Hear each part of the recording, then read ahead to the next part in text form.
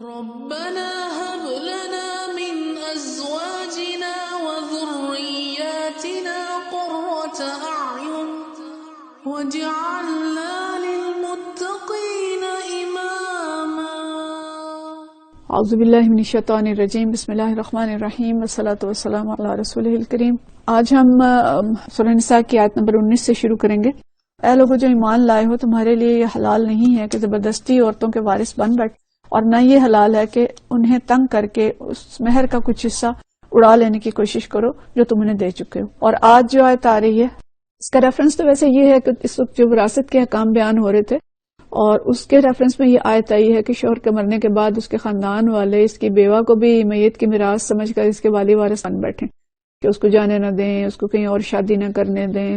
یہ ہمارے معاشرے کے اندر بھی یہ بہت زیادہ ہے کہ خاص طور پہ کوئی بیچاری بیوہ ہو جاتی ہے تو بعض خاندانوں کے اندر یہ رسم ہے کہ عورت کو دوسری شادی نہیں کرنے دیتے، اور بعض خاندانوں کے اندر ہے کہ وہ سسرال والے اس کو نہیں چھوڑتے۔ تو عورت آزاد ہے، اب وہ چاہے تو عدت وہاں گزارے، چاہے تو وہ سسرال میں اگر اس کے بچے ہیں اور اس کے سسرال والے اس کو رکھتے ہیں تو وہاں رہ سکتی ہے، اور یہ تو حکم بھی ہے کہ اس کو رکھا جائے اگر وہ رہنا چاہتی ہے، اور اگر نہیں رہنا چاہتی تو وہاں سے جا بھی سکتی ہے۔ لیکن یہ آیت عام ہے کہ کوئی بھی مرد کسی عورت کا ایسے ہی والی وارث بن کے نہیں بیٹھ جائے گا۔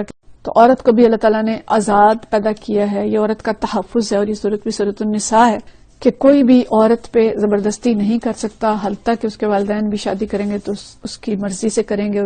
اور پھر یہ کہ تنگ کر کے ان کے مہر کا کچھ حصہ اڑانے کی کوشش کرنا، تو مطلب یہ ہے کہ ساری چیزیں جو ہیں ان کی اجازت نہیں ہے۔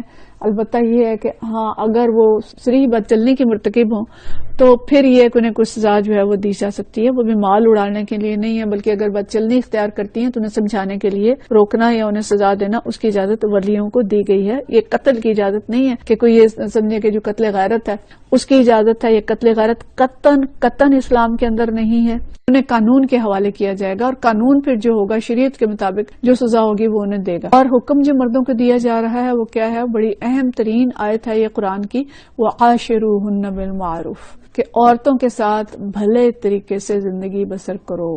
اگر وہ تمہیں ناپسند ہوں تو ہو سکتا ہے کہ ایک چیز تمہیں پسند نہ ہو مگر اللہ نے اسی میں بہت کچھ بھلائی رکھ دی ہو۔ یہ استحکام خاندان کے لیے بڑی اہم آیت ہے، کیونکہ مرد کے جو کو ایک فوقیت حاصل ہے اس کو قوام بنایا ہے، اور قوامیت کی حیثیت سے گھر کا امن، سکون، گھر کا ماحول، بہت سی چیزیں جو ہیں اس کے ہاتھ میں ہوتی ہیں، عورت کے ہاتھ میں بھی ہوتی ہیں، لیکن زیادہ اختیار جو ہے اللہ تعالیٰ نے اس ضمن میں جیسے کسی مینیجر کا ہوتا ہے کہ قوامیت کے لحاظ سے اس کا اختیار زیادہ ہے، اس لیے حکم بھی اسی کو دیا ہے کہ تم عورتوں کے ساتھ بھلے طریقے سے زندگی بسر کرو۔ ہمارے معاشرے میں تو خاص طور پہ عورت تو بیچاری بہت ہی بھلا طریقہ اختیار کرتی ہے، وہ تو بہت زیادہ صبر کرتی ہے، اور ہم دیکھتے ہیں کہ سالہ سال گزر جاتے ہیں، اس پہ ظلم بھی ہو رہا ہوتا ہے، لیکن وہ اپنے بچوں کی خاطر اور اس لیے کہ اس کا گھر برباد نہ ہو وہ سسرال والوں کے ظلم بھی سہتی رہتی ہے اور شوہر کے ظلم بھی سہتی ہے۔ تو یہاں پہ دیکھیں کہ ایک جملہ بول کے اللہ تعالیٰ نے کہ عاشروہن بالمعروف، ان کے ساتھ بھلے طریقے سے زندگی بسر کرو، ایک اتنا جامع جملہ بول کے مردوں کے لیے تشدد ختم، زیادتی کا جو حق تھا وہ ختم، حق مارنے کا جو وہ کرتے ہیں سلوک وہ ختم، برا سلوک کرنے کی اجازت ختم۔ یعنی یہ ایک جملہ ان تمام زیادتیوں کو ختم کر دیتا ہے جو جاہلانہ معاشروں کے اندر ہیں یا جاہل مرد اختیار کرتے ہیں۔ الحمدللہ کہ ہمارے ہاں ابھی اتنے پرسنٹیج ظلم کی نہیں ہے، لیکن جو ہے وہ بھی نہیں ہونا چاہیے۔ اور مردوں کو حکم کیا ہے کہ تم اچھے طریقے سے زندگی بسر کرو، بات بات پہ ہاتھ نہ اٹھاؤ، بات بات پہ تم اس کی زندگی تنگ نہ کر دو، اس کو جذباتی اذیت نہ دو، اس کو جسمانی اذیت نہ دو، اس کو کسی طرح کی بھی اذیت دینے کا مرد کو حق نہیں ہے۔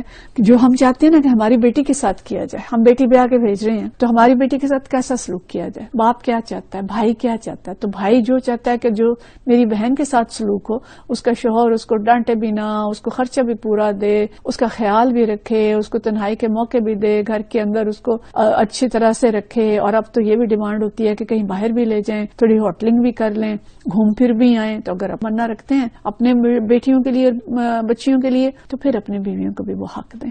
اور جو لباس انتم لباس اللہم وہن لباس لکم، کہ تم ان کے لیے لباس ہو اور وہ تمہارے لیے لباس ہیں، تو اس طریقے سے ان کے ساتھ زندگی بسر کرو. اور اللہ نے فرمایا کہ اگر وہ تمہیں ناپسند ہو تو ہو سکتا ہے ایک چیز تمہیں پسند نہ ہو، مگر اللہ نے اس کے اندر بہت کچھ بھلائی رکھ دی ہو. تو ایسا ہو سکتا ہے کہ عورت کے اندر بھی اور مرد کے اندر بھی ایسا ہوتا ہے کہ ہر ایک کے اندر کچھ خوبیاں ہوتی ہیں، کچھ خامیاں ہوتی ہیں. مکمل طور پہ پرفیکٹ تو کوئی بھی نہیں ہوتا. تو مرد کو یہ خاص طور پہ حکم دیا جا رہا ہے، لیکن میں سمجھتی ہوں عورت کو بھی ایسا ہی ہونا چاہیے کہ اگر ایک عورت کے اندر کوئی خامی ہے، ہو سکتا ہے وہ خوبصورت نہیں ہے یا اس کے اندر کوئی اور کمزوریاں ہیں، بعض کا اس کے اندر برداشت کم ہوتی ہے یا کوئی اور ایسی چیز ہے، تو خوبیاں بھی تو ہوں گی نا.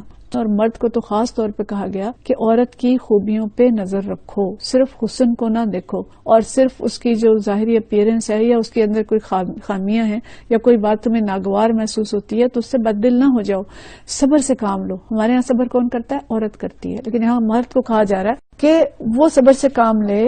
یہ نہیں کہ چند دن شادی کو ہوئے ہیں اور چند سال بس ہوئے ہیں اور بددل ہو گئے ہیں ایک دوسرے سے. اتنا موقع ضرور دینا چاہیے کہ اس میں اس کی صلاحیتیں سامنے آتی ہیں، اس کی خوبیاں بھی سامنے آتی ہیں، اس کے اندر جو سلیقہ شعاری ہے، اس کے اندر جو اور خوبیاں ہیں، موقع تو دینا ان کو سامنے آنے کا.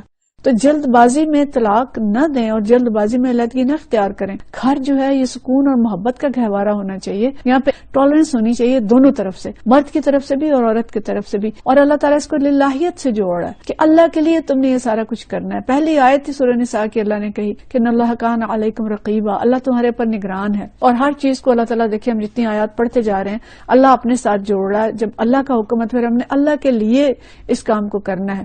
تو للہیت ہونی چاہیے. جب اللہ کی رضا کے لیے ہم کریں گے، محبت بھی اللہ کی رضا کے لیے. اگر کوئی سزا دینی ہے کسی بد چلن کو تو وہ بھی اللہ کی رضا کے لیے. مروت کا مظاہرہ کرنا، سب کچھ ہم نے اللہ کی رضا کے لیے کرنا ہے. تو شوہر اگر یہ چیز پیش نظر رکھ لیں گے تو وہ گھر کتنے پیارے ہوں گے اور کتنی اچھی طرح سے آباد ہوں گے.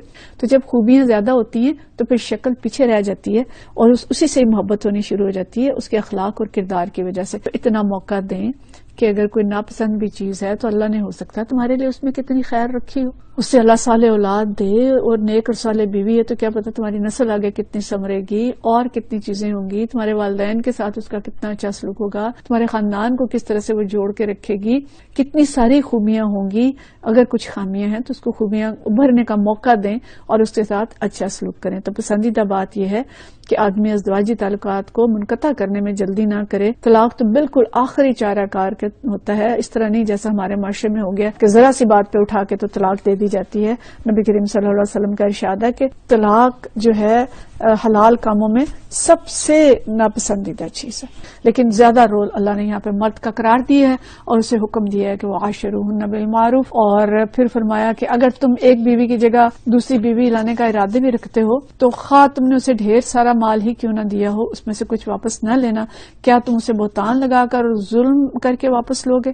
آخر تم اس سے کس طرح لوگے جبکہ تم ایک دوسرے سے فائدہ اٹھا چکے ہو اور وہ تم سے پختہ عہد لے چکی ہیں، یعنی تم ان کے ساتھ نکاح کر چکے ہو، مضبوط عہد و پیمان ہے. جو محرم رشتے ہیں ان کی تفصیل اللہ تعالیٰ بتاتے ہیں. اللہ تعالیٰ فرماتے ہیں کہ جن عورتوں سے تمہارے باپ نکاح کر چکے ہیں ان سے تم ہرگز نکاح نہ کرو مگر جو پہلے ہو چکا، یعنی جو پہلے ہو چکا وہ معاف ہے، وہ رشتے ٹوٹیں گے نہیں، وہ موجود رہیں گے، لیکن اب اس کی اجازت نہیں ہے.